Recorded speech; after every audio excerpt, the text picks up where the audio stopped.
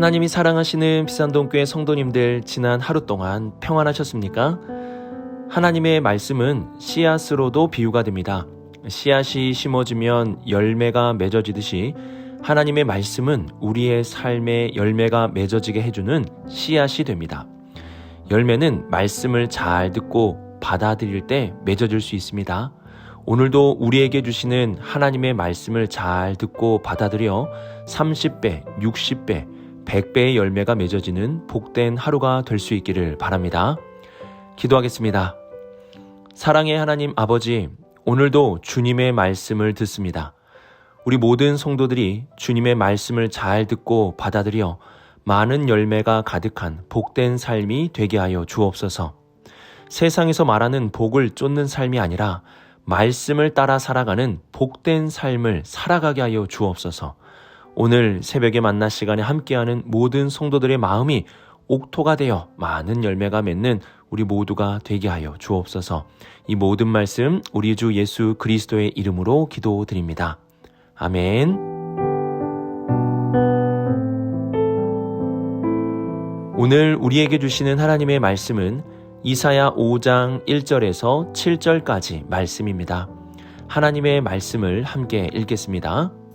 나는 내가 사랑하는 자를 위하여 노래하되 내가 사랑하는 자의 포도원을 노래하리라.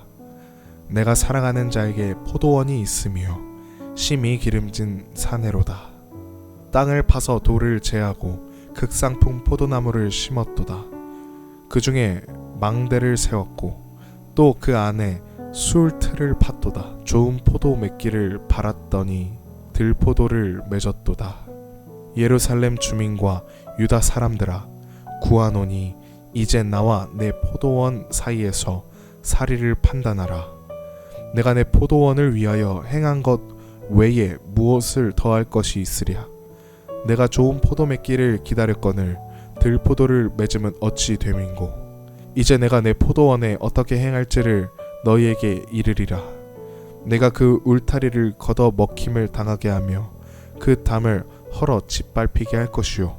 내가 그것을 황폐하게 하리니 다시는 가지를 자름이나 북을 돋우지 못하여 찔레와 가시가 날 것이며 내가 또 구름에게 명하여 그 위에 비를 내리지 못하게 하리라 하셨으니 무릇 만군의 여호와의 포도원은 이스라엘 족속이요 그가 기뻐하시는 나무는 유다 사람이라.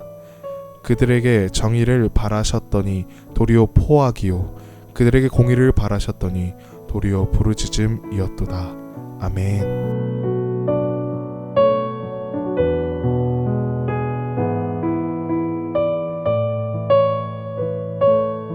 1절을 보시면 내가 사랑하는 자를 위하여 노래하되 라고 말씀합니다. 이처럼 오늘의 말씀은 사랑의 노래로 시작하고 있습니다. 노래의 대상은 사랑하는 자의 포도원입니다. 우리가 잘 아는 대중가요 중에 장미라는 노래가 있는데요. 그 가사를 보면 당신에게선 꽃내음이 나네요. 잠자는 나를 깨우고 가네요. 싱그런 잎사귀 돋아난 가시처럼 어쩌면 당신은 장미를 닮았네요. 우리는 이 노래를 들으면서 실제 장미를 대상으로 노래한다고 생각하지 않습니다. 장미와 같은 사랑하는 사람을 대상으로 노래를 부르고 있는 것이죠. 이와 마찬가지로 포도원을 노래한다는 것은 포도원이 노래의 대상이 아니라 포도원과 같은 사람을 향해서 노래를 부르고 있는 것입니다. 1절에 나오는 노래 가사를 보면 포도원이 심히 기름진 산에 있다라고 그 포도원이 있는 장소가 좋은 포도가 맺어질 수밖에 없는 장소임을 알려줍니다. 그리고 2절 상반절을 보시면 땅을 파서 돌을 제하고 극상품 포도나무를 심었도다 라고 말씀합니다. 농부는 포도원에 좋은 포도가 맺어지게 하기 위해서 땅을 파는 수고와 함께 열매를 맺는데 방해가 되는 돌을 손수 제거하고 있습니다. 또한 농부는 포도원에 좋은 열매가 맺게 하기 위해서 극상품의 포도나무를 사서 심었습니다. 그리고 2절 중반절을 보시면 그 중에 망대를 세웠고 또 그 안에 술틀을 팠도다 라고 말씀합니다. 포도원이 외부의 누군가에 의하여 망가지지 않도록 망대를 세워 지키도록 하였습니다. 또한 이제 포도원이 좋은 열매를 맺을 수밖에 없기 때문에 포도주를 만들 술투를 만들어 놓았다고도 말씀합니다. 이 포도원을 향한 사랑의 노래는 이제 포도원에 아름다운 열매가 맺어지면 완성이 되게 됩니다. 그런데 2절 하반절을 보시면 좋은 포도 맺기를 바랐더니 들포도를 맺었도다 라고 말씀합니다. 들포도는 먹기 힘든 시고 알이 작은 포도를 말합니다. 분명 좋은 땅에 포도원이 있었고 극상품 포도나무를 심었고 외부에 침입도 없었고 돌도 제거했기 때문에 반드시 좋은 포도가 맺어져야 합니다. 그런데 들포도가 맺어진 것입니다. 이 마지막 노랫가사 들포도를 맺었도다 라는 한 구절로 인하여 사랑의 노래의 분위기는 완전히 바뀌게 되었습니다. 분명 좋은 열매가 맺어져야 하는데 들포도가 맺어졌기 때문입니다. 이러한 이상한 결과를 놓고 3절에 농부와 포도원 사이를 두고 판단해 달라는 요구가 나오게 됩니다. 농부와 포도원 사이에서 누가 문제가 있고 잘못을 한 것일까? 이에 대해 판단을 해달라는 것입니다. 4절을 보시면 내가 내 포도원을 위하여 행한 것 외에 무엇을 더할 것이 있으랴 라고 말씀합니다. 농부는 더할 것이 없을 정도로 최선을 다하였습니다. 좋은 땅을 구하였고 극상품의 포도나무를 심었고 최선을 다해 관리를 했습니다. 그런데 포도원에는 들포도가 가득하게 되어 버린 것이죠. 우리는 1절부터 2절까지 말씀을 통해 농부가 아닌 포도원에 무언가 심각한 문제가 있다는 것을 알 수 있게 됩니다. 그러므로 농부에게도 이러한 포도원을 더 이상 관리하며 운영할 이유가 없어졌습니다. 들포도가 맺어진 결과로 이제 포도원에 대한 사랑의 노래는 급반전되어 심판의 노래로 바뀌게 될 것입니다.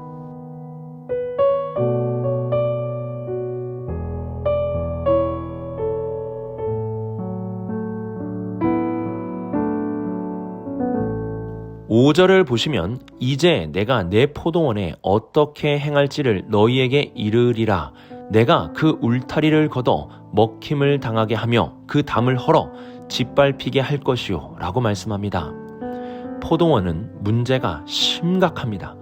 더 이상 가꾸어도 계속 들포도만 맺어지게 됩니다. 그래서 농부는 울타리나 담을 다 헐어서 그 보호막을 제거하게 됩니다. 또한 6절을 보시면 내가 그것을 황폐하게 하리니 다시는 가지를 자름이나 북을 돋우지 못하여 찔레와 가시가 날 것이며 내가 또 구름에게 명하여 그 위에 비를 내리지 못하게 하리라 하셨으니 라고 말씀합니다. 포도원은 결국 황폐하게 되고 농부의 관리나 보호를 받지 못하게 될 것입니다. 또 6절에서 북을 돋우지 못하여 라고 말씀하고 있는데요. 북을 돋우다고 하니까 굉장히 생소한 말로 들려집니다. 여기서의 북이라는 것은 우리가 치는 북이 아니라 뿌리를 감싸고 있는 흙을 의미하는 것입니다. 그래서 나무가 잘 자랄 수 있도록 해준다는 표현으로 북돋우다 라는 말을 사용하는 것입니다. 농부는 북돋우며 사랑으로 관리했던 포도원이 계속 들포도만 맺어지게 되자 이제는 그냥 내버려 두게 됩니다.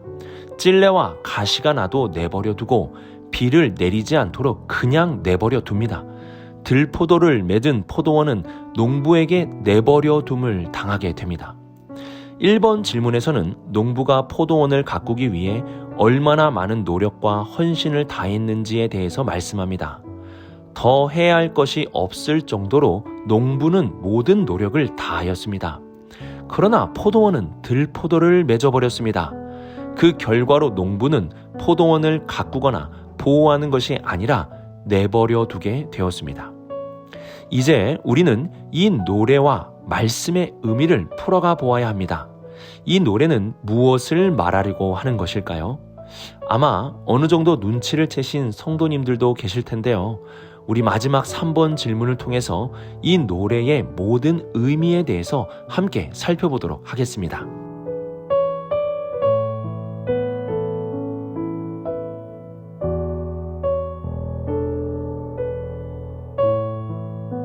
(7절을) 보시면 이 노래의 의미에 대해서 명확하게 말씀하고 있습니다.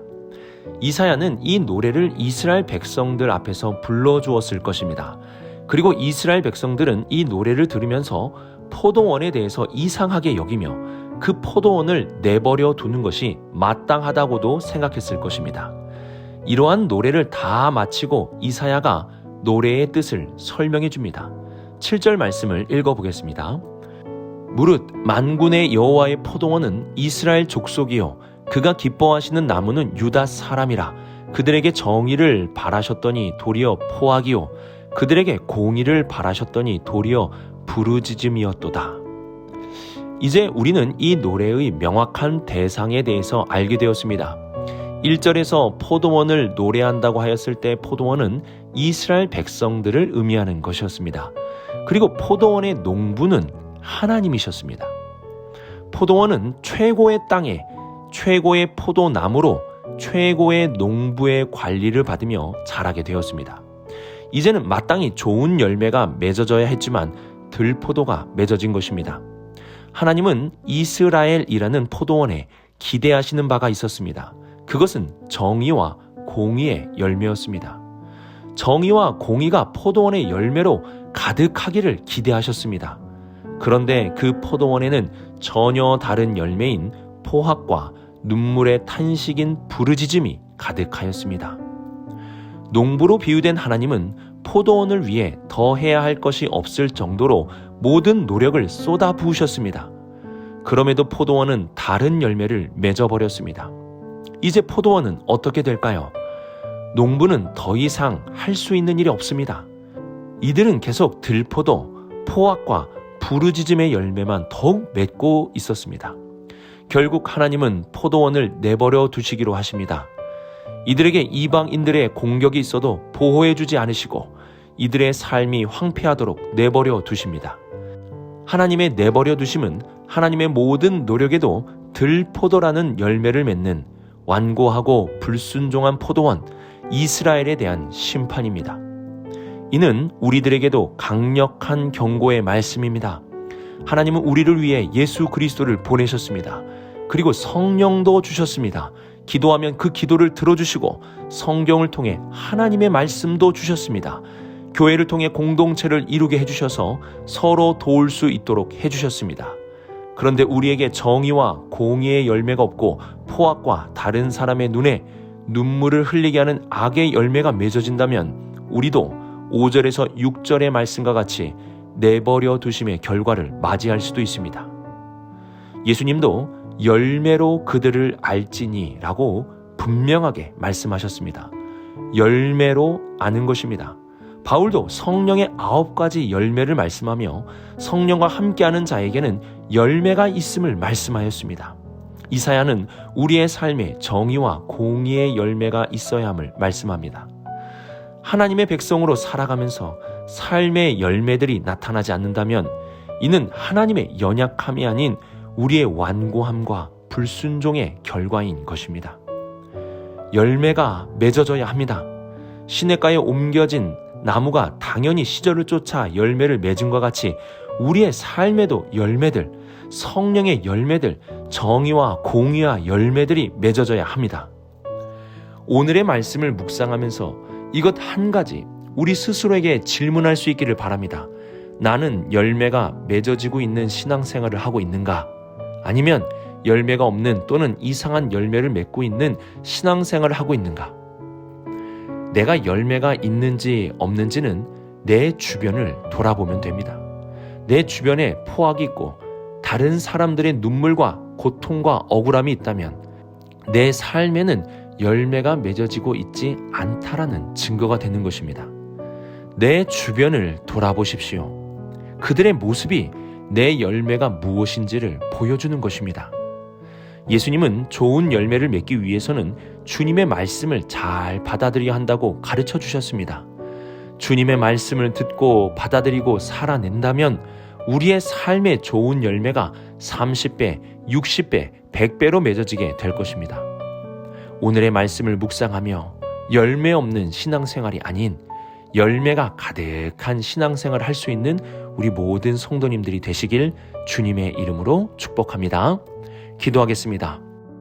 사랑의 하나님 아버지, 오늘의 말씀을 통해 우리의 삶에 열매가 있는지 돌아보게 하여 주옵소서.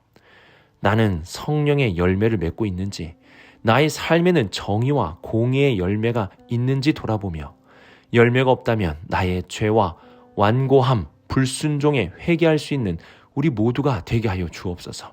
그래서 주님의 말씀을 잘 받아들여 이제는 열매가 가득한 삶이 될 수 있도록 우리 모두를 붙들어 주옵소서. 주님, 우리 비산동교회가 주님께 많은 열매를 드리는 교회가 되기를 기도합니다.